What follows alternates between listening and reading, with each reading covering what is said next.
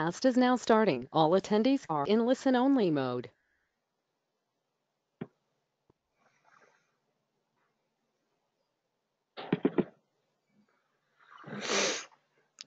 Good morning or evening, afternoon possibly. So we are going to be looking at the last section of the excellent path of enlightenment. Gosh, I hope the sound is all right. I've been having a few technical issues here with the webinars as of recently, including the link that went out last minute. Very grateful to one of the participants who wrote me a mail saying, we haven't gotten any reminder. Are you sure you've booked? Are you sure you've booked the webinar, the last webinar? Because of course we've actually extended a bit beyond what I initially thought it would, how many sessions we would need. So indeed it was right. So I managed to book another session and send you the link.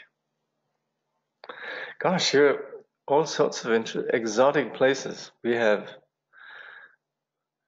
people from the States. I guess it must be evening or afternoon for you guys, huh? And must be a bit early in the day over in China. We have people out camping in remote areas. 4 p.m. in California. Colombia. Wow. Brazil. Evening in Brazil. Gosh. It's quite a widespread classroom, eh? All right. So let's begin.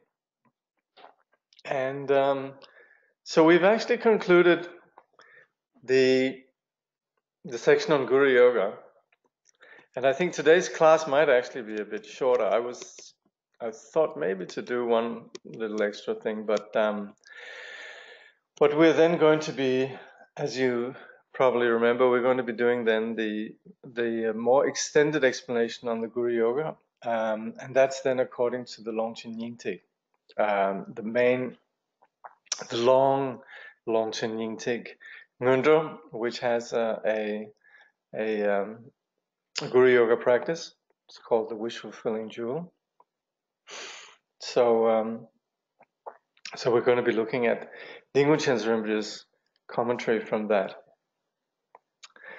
So, just towards the end, here, Khyentse Rinpoche teaches us something which in Tibetan is called Dampa Sum, and sometimes referred to as 3 excellences.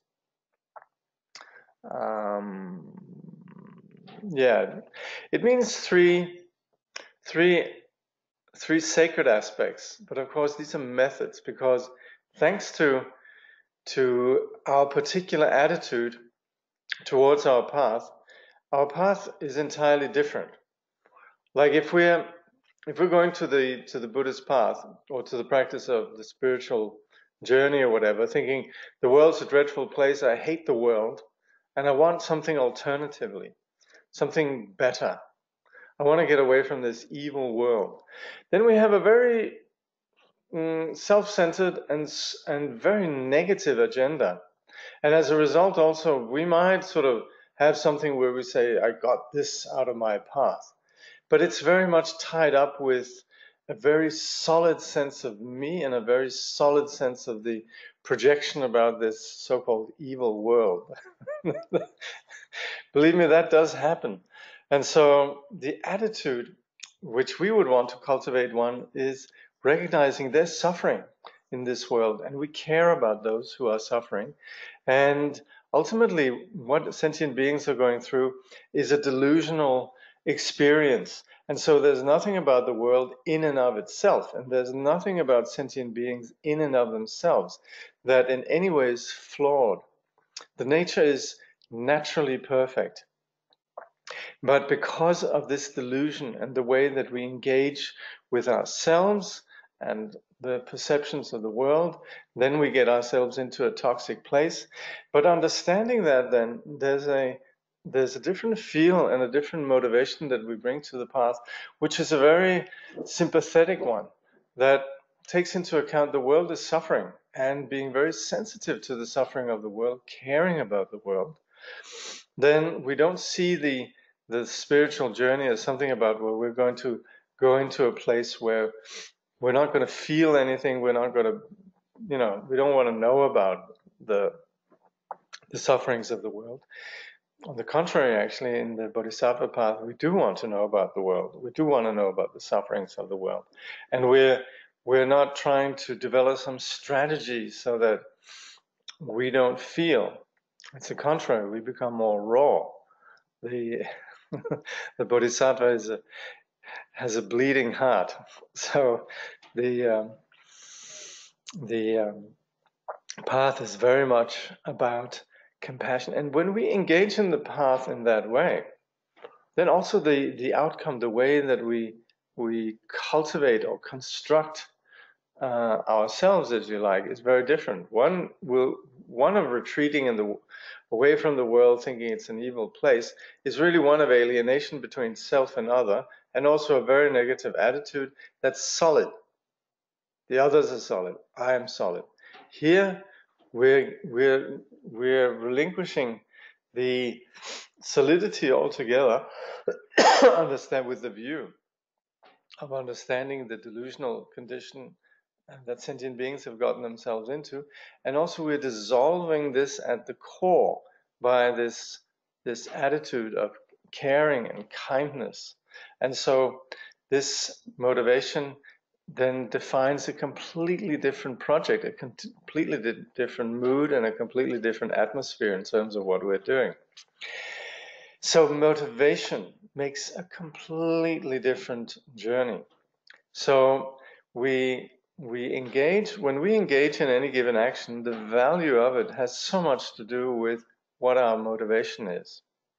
So we looked at this several times, and when we talk about the three supreme methods, this refers to the motivation we have at the outset of whatever we're doing, the way that we are engaging the actual undertaking, what we could call the main part, and then the conclusion, which then is where we, rather than grasping at what we've done, I did this, I did that, we dedicate the value of it, or we dedicate the merit.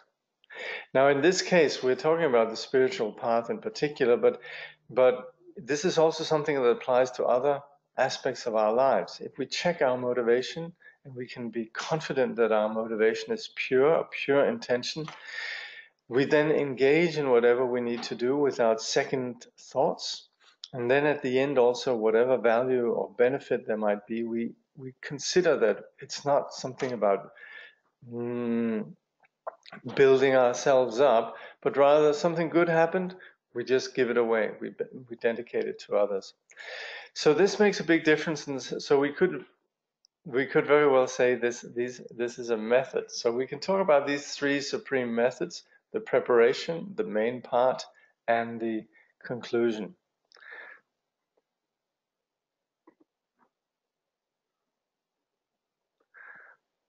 Okay, I'll take there's a question here, but I'll wait a little bit. Anyway, by all means, please do write your questions as they come up during the while I'm talking. Okay.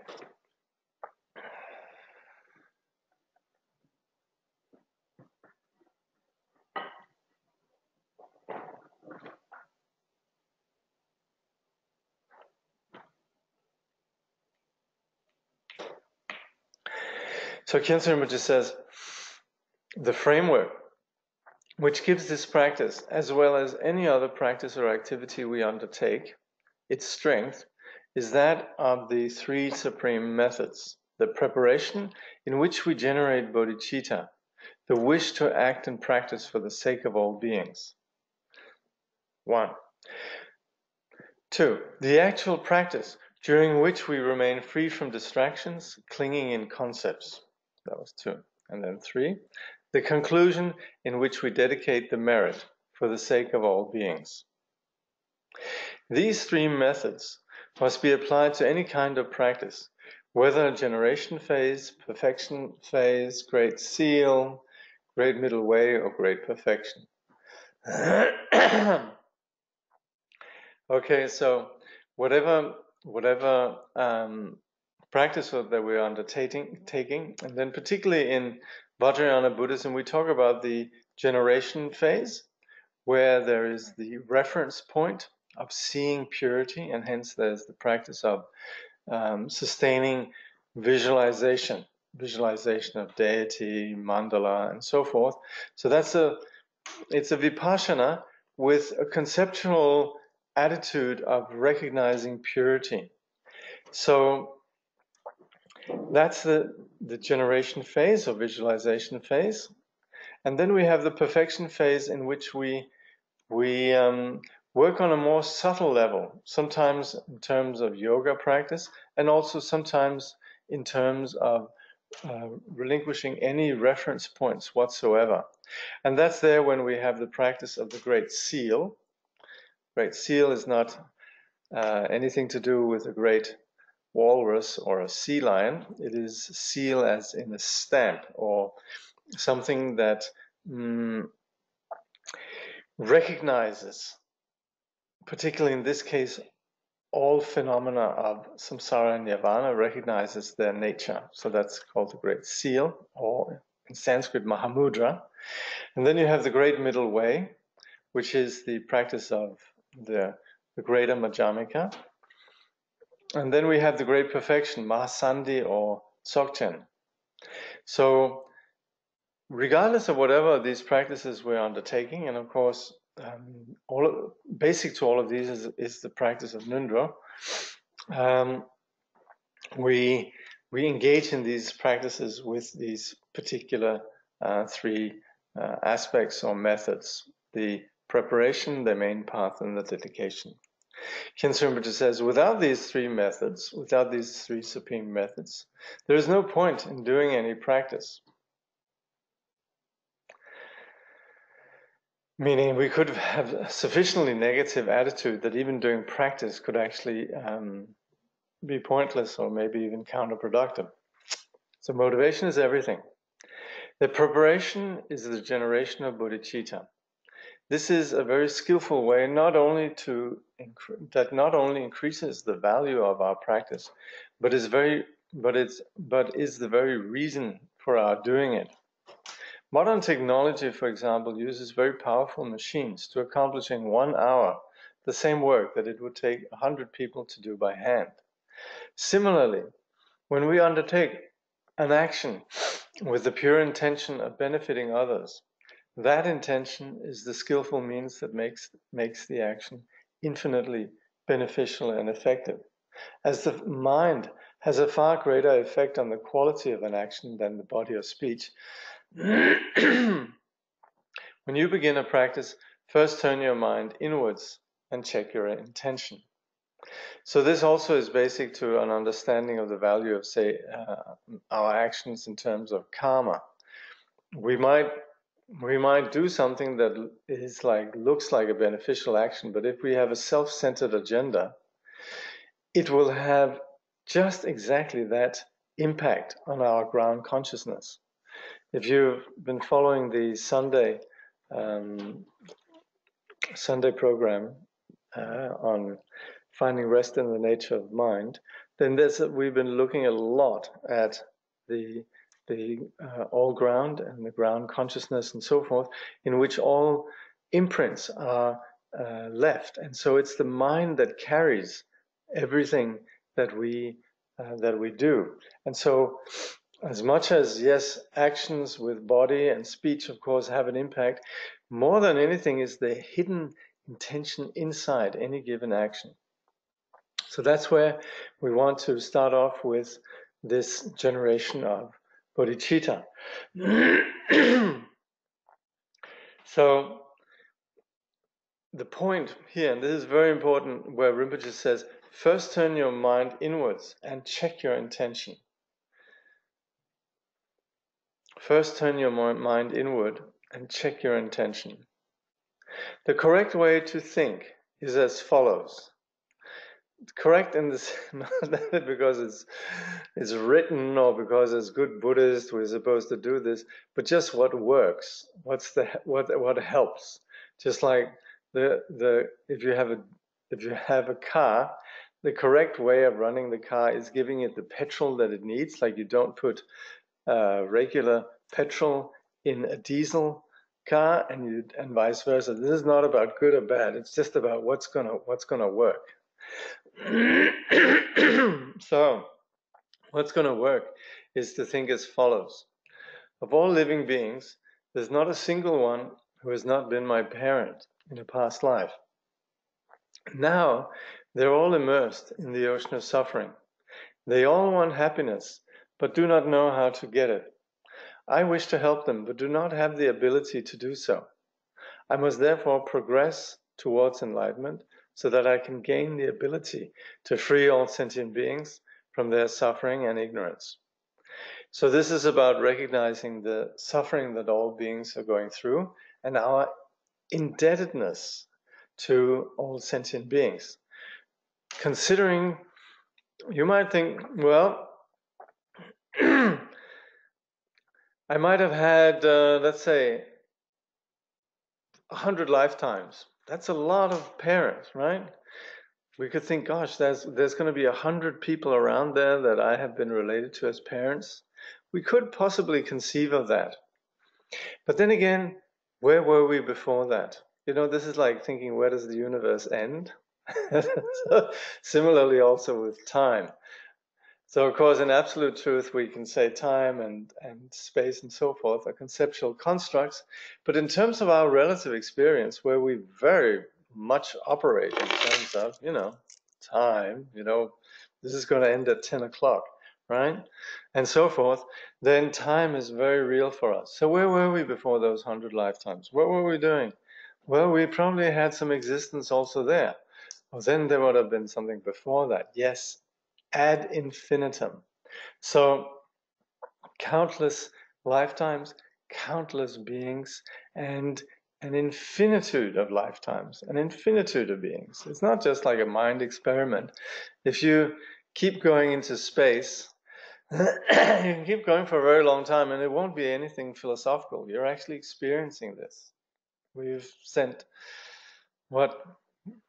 probes out into, within our solar system, sent things way into space and they keep going and going and going. And so likewise, also our lifetimes have been long time, and there was something before that and before that. So allowing our mind to take in the infinitude of sentient beings and our indebtedness, considering how every single sentient beings have in their lives of parenting, those of you who parent will know, and all of us have been on the receiving end of individuals who have brought us up, we know that there's a lot of work involved.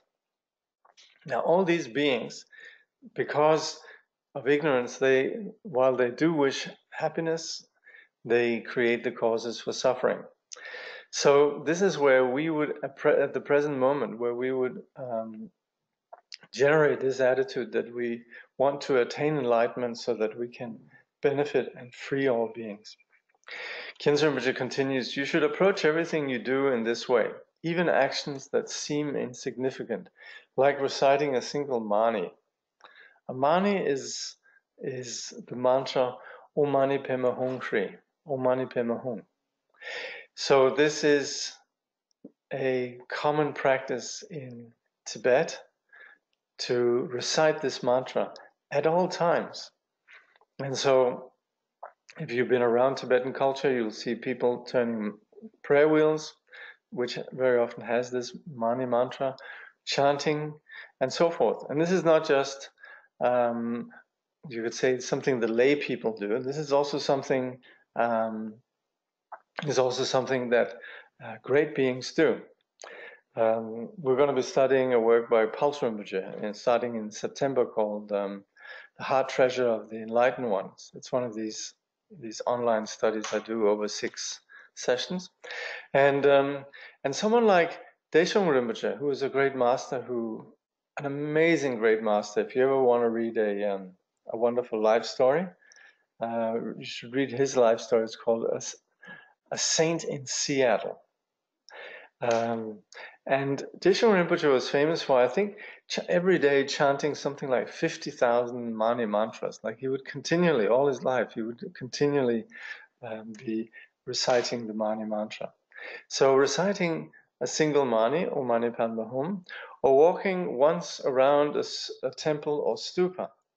Do everything with the thought, may this be for the sake of all beings.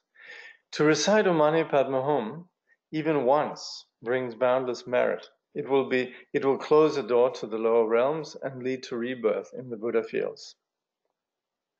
But if that single recitation of the mani is reinforced with the attitude of bodhicitta, its benefit will increase continuously throughout many lives.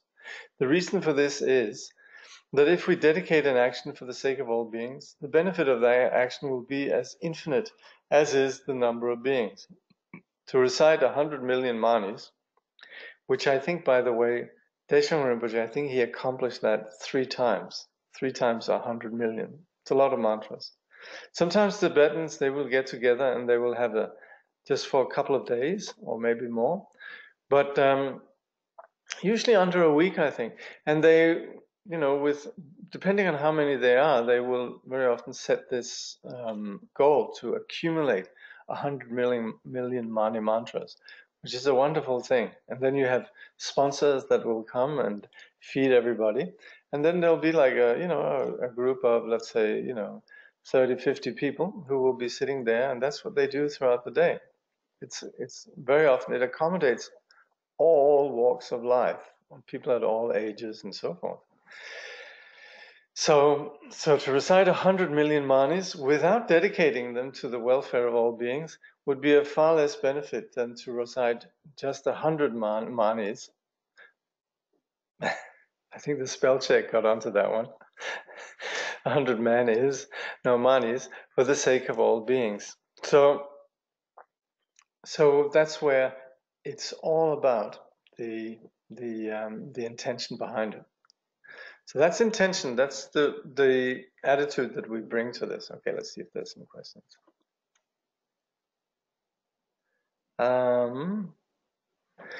Is projection? Let's see here. Is projection outward the same as inward? Some might see the world as evil and react to that. What if we see ourselves as evil and unworthy, and everything we do somehow tied up with negativity? Is that the same? Is there such a thing as alienating ourselves from ourselves? Yes, very much. So the projection outward and inward is very much the same. We can see ourselves in a like you're mentioning here, as evil and unworthy and so forth, and that's a projection entirely. We are dependently arisen phenomena. Like Khyentse Rinpoche, he's saying in his commentary on the rice seedling, anything can be anything. So us constructing ourselves in any way is a construction. Us constructing the world around us also is a construction. So these are all projections. So all of this comes from, like you're saying here at the end, it is about alienating ourselves from ourselves. That's almost the definition of a sentient being. Just not knowing what we are. Confusion. So then there's another question. A random question. Usually in 3-year retreat, each person does his own physical exercise, like Hatha Yoga, or is there a collective practice? Yeah, that's right. Usually in 3-year retreat, everybody practices together. So it follows the same program. And when Songtse Khyentse Rinpoche is going to conduct a 3-year, and when Khyentse Khyentse is going to conduct a 3-year retreat for ngöndro practitioners. That's a question. When is Khyentse Khyentse Rinpoche going to conduct it for? Hope it will be in Brazil. Well, in Brazil, actually, there's a great fortune that there's a lot of infrastructure there, thanks to Kyabje Rinpoche. As far as our perception of others go, even if we are mistaken, is it best to just believe everybody means well and is doing their best and in their own way has good intention? Is that pure perception? Okay, let's take that first. Yes, that's a very, we could say, see, we shouldn't be, what we're talking about here is not being blind to the neurosis and the madness that we're all prone to, right? But we are aware that all beings want to be happy, and even though people might be incredibly unskillful in pursuing that and get themselves wound into profoundly delusional neurotic conditions of mind, then they do wish well. So yes, they intend happiness. Everybody means well. But at the same time, we should be, and we will be naturally more and more aware of the conditions, the complexity that takes us, understanding complexity means we'll be less judgmental.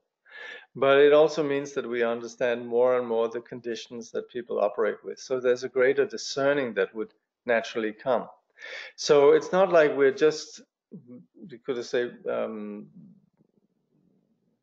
glossing it all over and in terms of meaning that everybody means well. That's kind of true, and for that reason we're on the path. But to say that everybody in their way has good intention, yes, they all want happiness, but they might also be caught up in particular afflictions and confusion and various styles of intentions. And understanding everybody wants happiness, and that and in some degree, yes, means well. That's not exactly what we mean with pure perception. Pure perception is understanding that which is entirely beyond projection and entirely beyond confusion. So just understanding the good intention of sentient beings, or their intention to be happy, that's understanding their karmically conditioned phenomena. But pure perception is appreciating that which is beyond karma, that which is their original innate purity. Could we apply that view to all beings, no matter what they appear to be doing, including murder, etc., or is that foolish? Well, that's, like I was saying, we need to be discerning. So, of course, we understand the karmic conditions of sentient beings, and that we have. And yet, while we understand the karmic condition, we also understand that they wish to be happy. Whereas pure perception is understanding the purity that's innate to all phenomena, all sentient beings, all appearances. The idea of reciting mantra or practicing after arousing bodhicitta sometimes feels very selfish, like, oh, I'm going to arouse bodhicitta because I want to get enlightened. Like I'm making up this compassion and selflessness. I don't think I'm the only one who feels that way. Can you speak to that notion? Well, that's where we want to, that's why we look at our motivation. And that's why the attention to the motivation is so important. So rousing bodhicitta is about being aware that sentient beings are suffering. So it's like we can send money to a disaster area. And of course, we can look at ourselves and say, "Oh, I'm helping these people just because it's going to make me feel less guilty or whatever." But sure, that happens. We do have imperfect bodhicitta, but still, we should just go ahead and do it anyway. We shouldn't like, oh, I'm not going to send money to this disaster area because I'm just doing it because I'm going to feel less guilty. So sure, we start off with imperfect bodhicitta, but at the same time, habituating ourselves, thinking in this way, might get us over this sort of self-consciousness and to a point where we just have genuine concern to others. And that is why it's called practice. We don't start off doing it correctly. We are tied up with selfishness naturally. That's our karmic condition. But we are practicing and we are getting on the way. It's like pretending to be compassionate because I'm supposed to. Buddhism is not so much hung up on behavior. And that's why our intention is something we're continually changing. And that's where we're not, we're also not operating with moralism. Like I'm supposed to be in a particular way, I'm supposed to do certain things and so on. It's about the intention behind. So yes, we are very aware of what it means to pretend, and we're very aware of the need for going beyond pretense, and that's why we practice. That's the entire point of the path, is that we are going to shift from one place to another. It will take time. This is a very good question, because this is something that, of course, naturally for the modern person seems to be the issue at hand. My behavior and my thoughts, they are in one way, and that conditions me. But from a Buddhist point of view, we're not terribly worried about how we are, because we're changing it.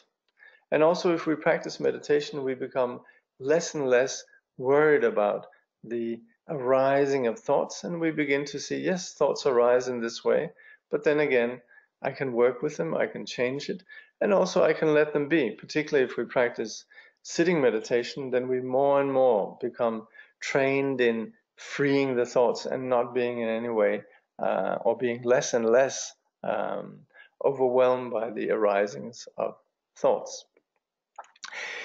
So with dedicating merit is the sense that the positive action that we do is being imprinted into all their continuums. Well, it's more actually, it's being imprinted in our continuum. So when we dedicate merit, there's less and less this self-centering.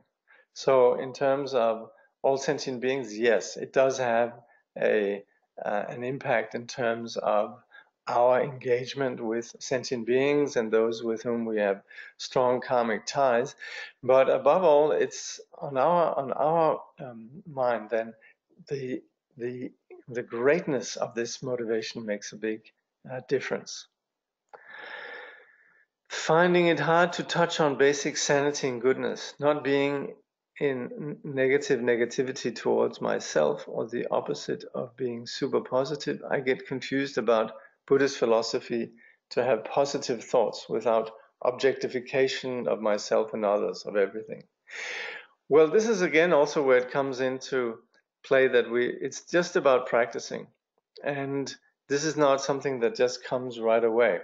So basic goodness and sanity is something that we have naturally. We experience it in our interaction with others, where we appreciate kindness, we appreciate sanity, we appreciate goodness as it exists on a very pedestrian, ordinary, everyday life level.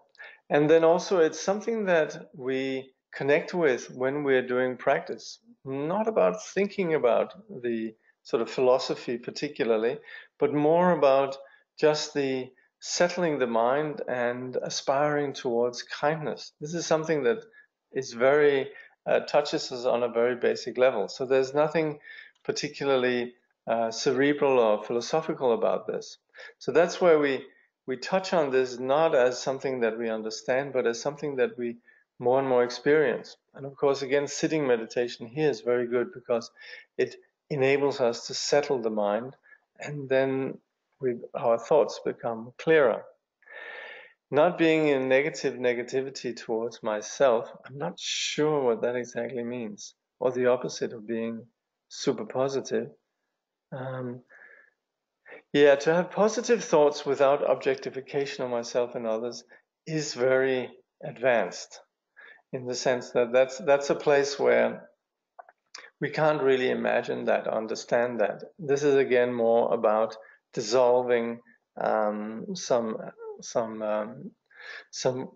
It basically operates on a level of what we call cognitive obscuration. So until the very highest level of the Bodhisattva path, we have that.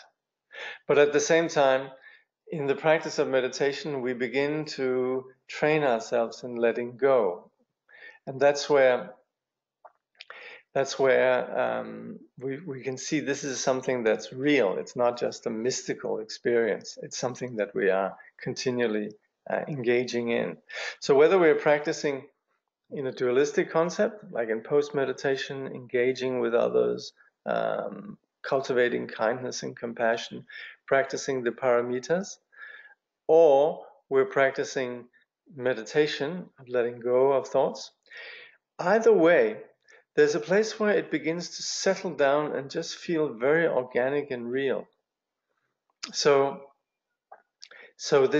the key term here, which is also in your question, touching on basic sanity and goodness, is something that just begins to become more and more manifest through the practice of the path.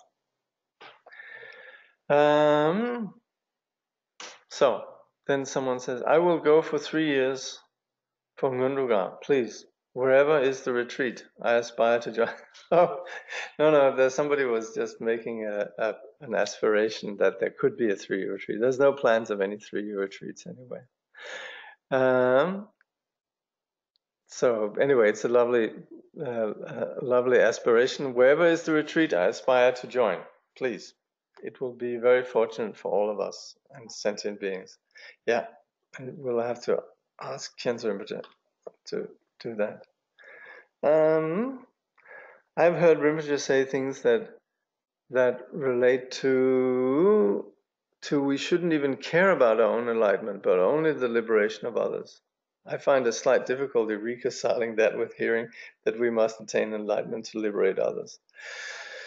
Well, like Rinpoche was saying in the rice seedling teaching, he's saying one thing you better get used to in Buddhism, and that is paradox, or the great thing the Buddha taught was paradox. And so, of course, yes, we are about the liberation of others, but then again, until we actually can benefit others, we need to also work on ourselves. And at the same time also, our enlightenment will enable us to benefit sentient beings far more in an infinite way. So the way to benefit others is through us attaining enlightenment. So it's not about caring about our own enlightenment, but it's really just finding the effective way to benefit sentient beings, which is to eliminate our confusion and bring forth our enlightenment. But that is a selfless act. What if their idea of happiness is an obstacle to our study and practice? I.e., if I follow what they want, I'd actually hinder my study and practice. I'm currently experiencing that. Oh dear. Well, look, I think we should definitely be very malleable and gentle in our interaction with sentient beings. We should be skillful in dealing with others, but also we should never be swayed by others. Jigme Lingpa, he says, even our own parents, they might insist us doing otherwise, but he says we should follow the advice of the teacher and the teaching. But this is something that it's hard to make, consistent rules about these things. Very individual, and it's about being skillful. And again, this is where our motivation becomes so important. Usually, I see that in group practice, people leave just a small time in the beginning for generating bodhicitta. When I practice on my own, I do it for longer time because I feel that just 10 seconds I'm not able to generate a proper motivation. Not even in half an hour.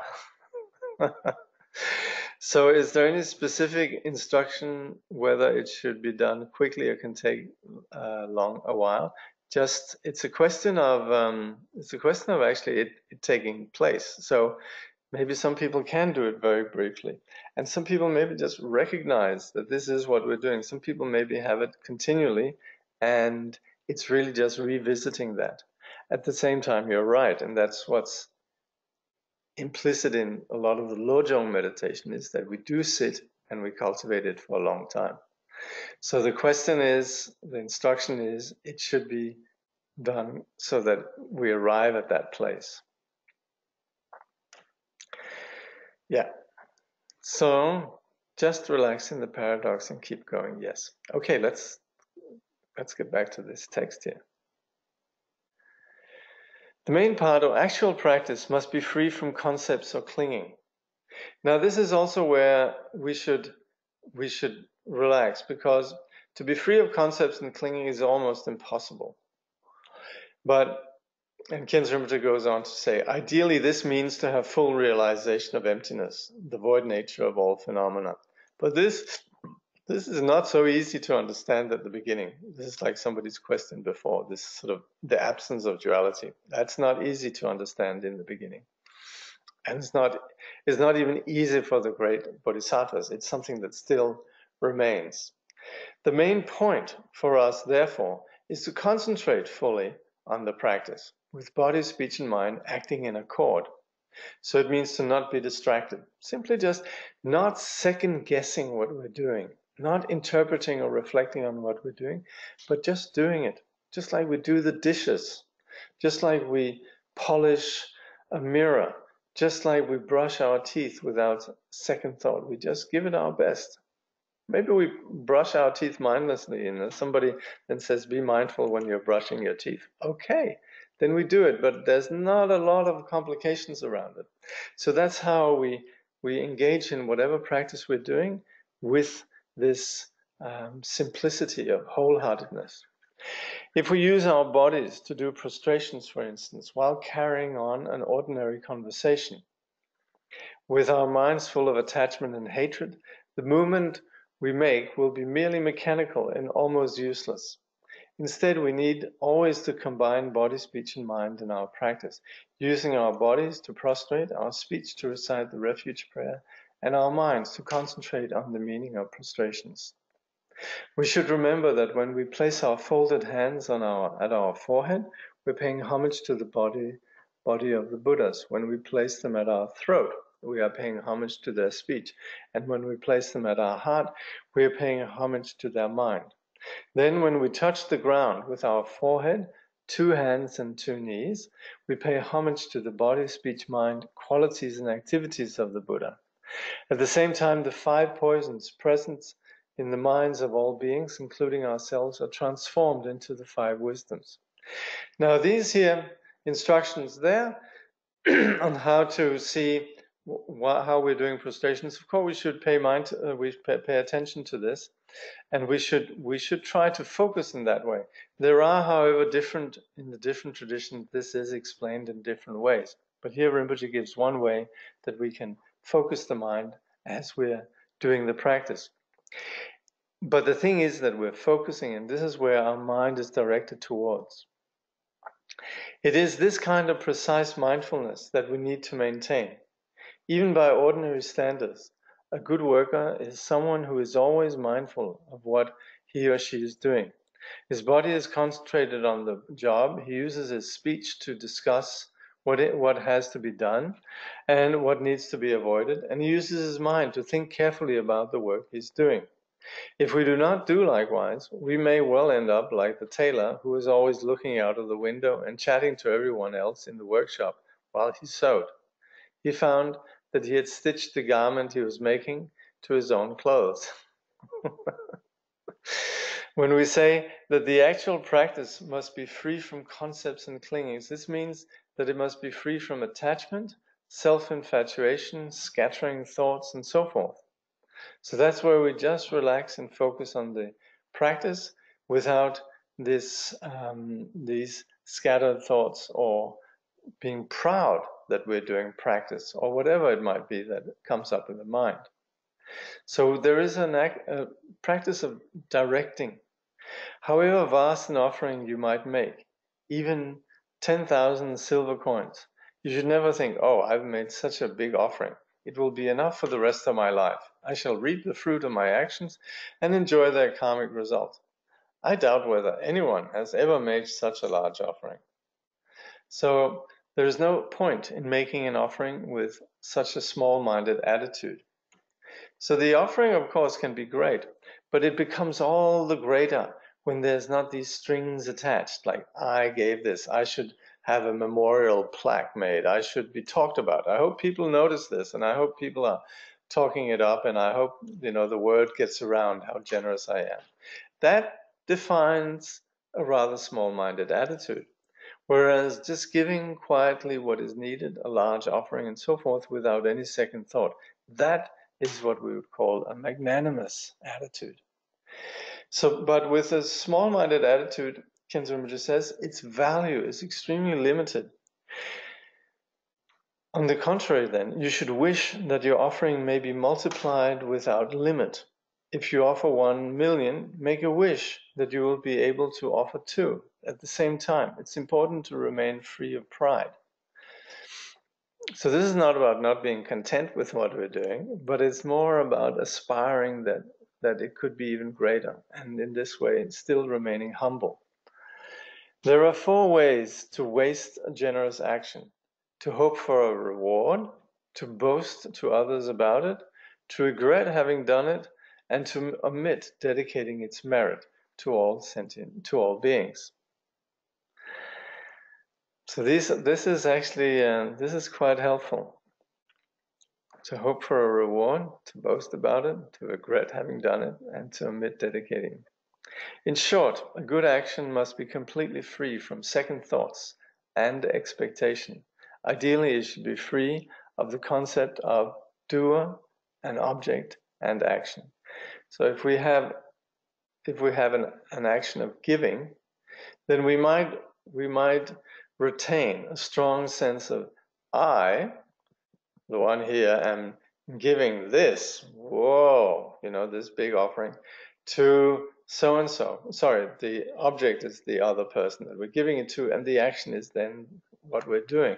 And we have that.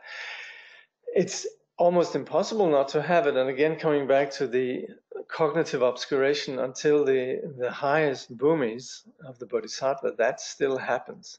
But at the same time, we can begin to let go of it, and we can aspire to let go of it. And that's where also we could be humble in our offering and so forth. When you practice, your mind must be free of poisonous thoughts, or you will spoil the whole thing. However positive your actions, words, or thoughts are, if they're adulterated with attachment, anger, and pride, they will have as little benefit as delicious food mixed with poison. So it's difficult to not have poisonous thoughts that arise, but we should increasingly be aware of it. So we're practitioners, so naturally we're going to be having all the usual thoughts, the karmic luggage that we have, but at the same time training ourselves in letting go of these thoughts and increasingly focusing and being able to focus on the simplicity of the practice, then we'll get over this. Khyentse Rinpoche says, if you're able to purify your body, speech, and mind together, you will become like a spotless garment, perfectly cut and stitched, or like a precious stone, a diamond or a sapphire, without the slightest irregularity and flaw. So we might think, oh, well, I'm far away from that, but this is what can be done. It has been done by others in the past, and we can even see when we are able to let go of some of our habitual fixation, then something nice comes about. Or even when it's, you could say, without premeditation, that then there's a good state of mind, it very often comes with the qualities of generosity or of simplicity and so forth. So this is something that's naturally a natural potential of our mind. The third of the 3 supreme methods, the conclusion, is the dedication of merit. Let's just see if there's some questions about this middle point here. Okay.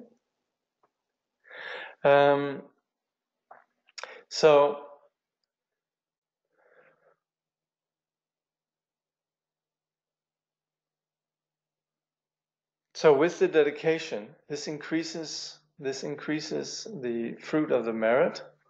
And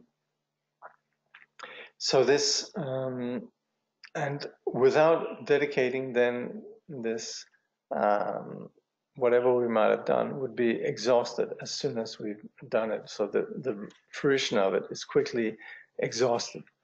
Whether you have done 1 prostration or 1,000, offered 1 butter lamp or 1,000 butter lamps, you should pray, I dedicate the merit of this offering I have made, representing all the positive actions I have done in the past, I'm doing now, and shall do in the future, for the sake of all sentient beings throughout space, especially those whom I perceive as enemies. Now, when we do something positive, and this can be something positive in terms of helping others, but also something that celebrates the perfect bodhicittas, celebrates the sacred, celebrates enlightenment and so forth, like making an offering at a shrine as a butter lamp and so forth, then we would say this offering gathers all the positive actions that I have done in the past, will do in the future, and presently am doing. And with all the merit gathered in this, I give it away to all sentient beings, and particularly to those who I'm having a hard time with.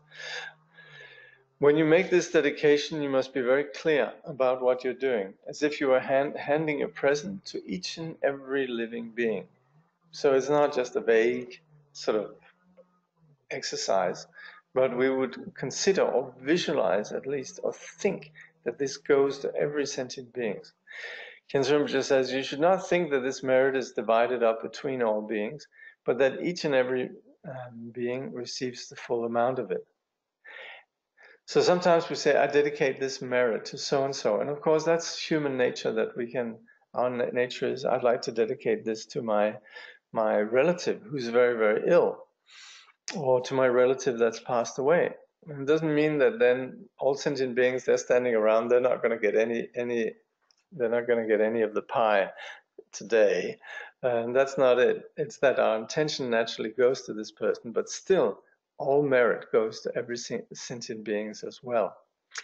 Any action that is associated with these 3 supreme methods, so that's overall, the preparation, the main part, and the dedication, even if it is not an obviously great act, like reciting hundreds of millions of mantras or offering huge sums of money, they will nevertheless have real immeasurable benefit. Like Rinpoche said, even just a single recitation of the Mani mantra.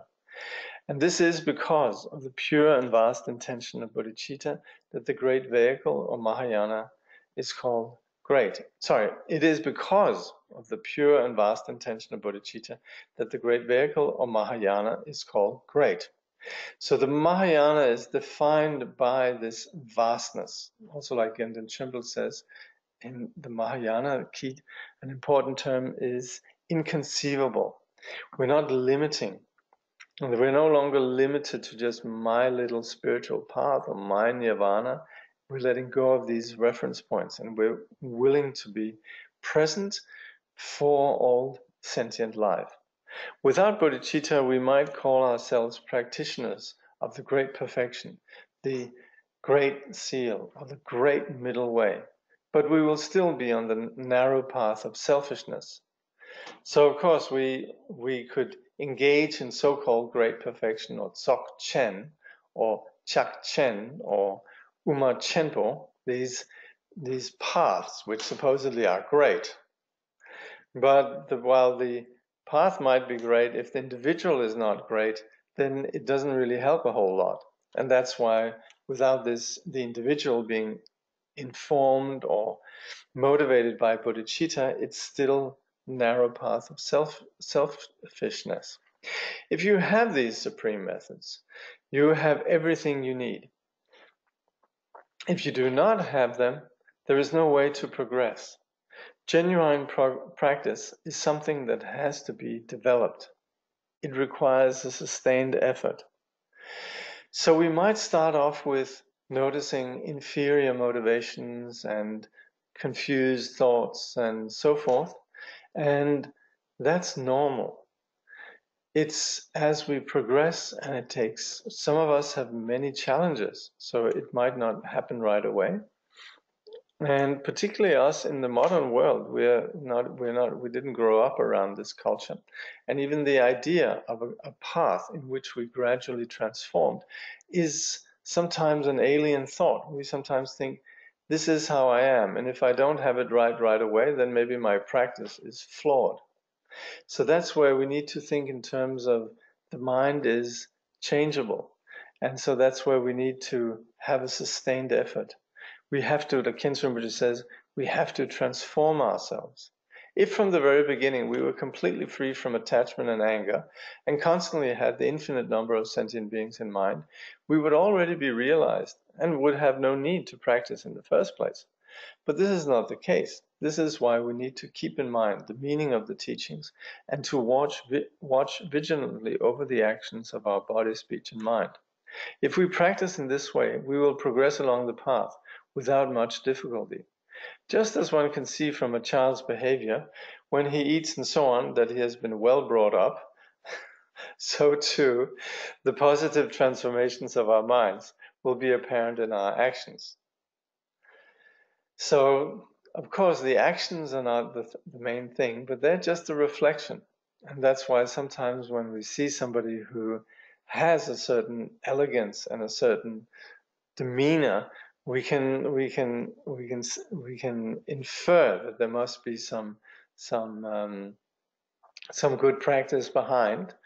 But at the same time, it's also obvious that it's not going to help us if we just behave like little saints and so forth. It's about transforming the mind from within. In our everyday activities, we should be able to retain the understanding we have found in meditation. Otherwise, we may think that we have reached a high level of meditation. Otherwise, though we think that we have reached a high level of meditation, we will stumble over the first obstacle that we encounter. So we need to have some mindfulness and application of our practice in post-meditation. Otherwise, we'll be lost in the circumstances that life naturally brings up. And so without that sort of retaining this understanding, then we will be unable to deal with the various circumstances that beset us in daily life. Meditation and post-meditation periods, meaning when we're meditating and afterwards, should reinforce and complement each other. If they do not, it's hard to attain liberation. In the beginning, practice is not very easy. In the middle, it's not really stable. But in the end, it becomes quite natural.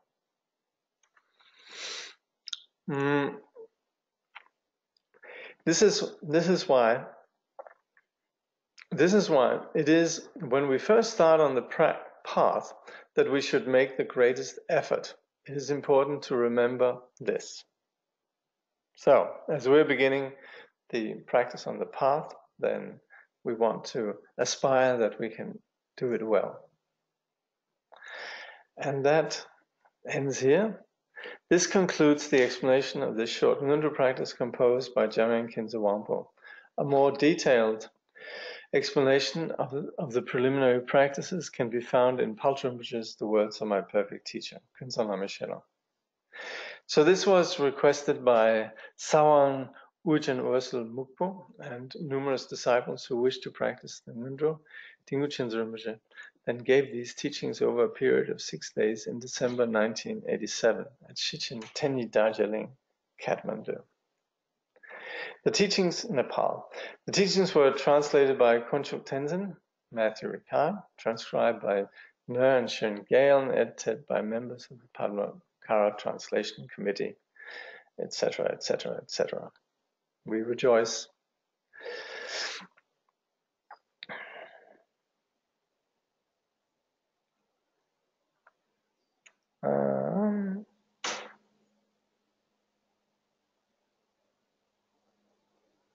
Okay, so there's some advice. Someone says, Rinpoche instructed us to do 2 minutes to establish each visualization in group sessions. Okay. Can we post-dedicate merit for past actions? That's a very good question, and that is actually what Khyentse Rinpoche says. When we do a particular merit, then we are post-dedicating. Then we consider that all positive actions in the past, they are included in that. What if we're trying not to perceive any being as an enemy? Should we still pray, especially to those I perceive as enemies?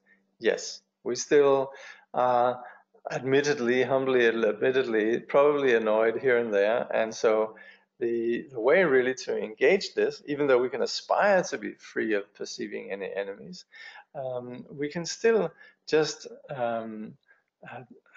we can work with this through the dedicating to those that that annoy us, yeah, or that we might have as enemies. I don't know how you ended that on the dot of the hour. Yes, I had the same thought. Thank you, as always. Look forward to the posting of the next book without sound. Oh. Were you there for the teaching in '87? Actually, I wasn't, but incidentally, the next one we're doing, I was there.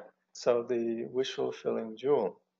By the way, piece of shopping advice. I just noticed that the Australian Amazon is selling this for 63 Australian dollars, while the American Amazon, they're selling this for only, I think, $18 American dollars. But still, there's big difference. Now, the Kindle edition in the Australian context is only $16 also. So just to be a little bit sort of discerning, I thought I should mention this. But anyway, I'll be sending out links to everyone who registered for this, and I'm also sending it out to the meditation instructors. So people who, generally, this should be sort of, the word should get around, but we'll start same time next week. Yeah.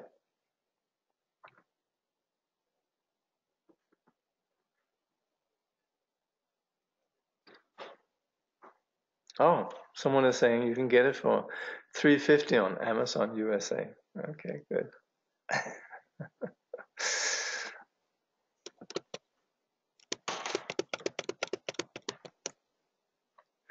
Through this virtue, may all beings throughout existence awaken together without a single being left behind. In the pure realm of the luminous essence, the ground of the great perfection, may they remain inseparable from the kayas and wisdoms. Through all our births, wherever we may be born, may we be endowed with the 7 good qualities of the higher realms. As soon as we are born, may we meet with the Dharma and have the freedom to practice it properly. At that time, may we please the holy gurus and practice the Dharma throughout the day and night. Realizing the Dharma and accomplishing its essential meaning, may we cross the ocean of existence in that life. Thoroughly teaching the holy Dharma in this world, may we never tire of accomplishing the benefit of others. By this vast benefit of others, without partiality or bias, may all attain Buddhahood together.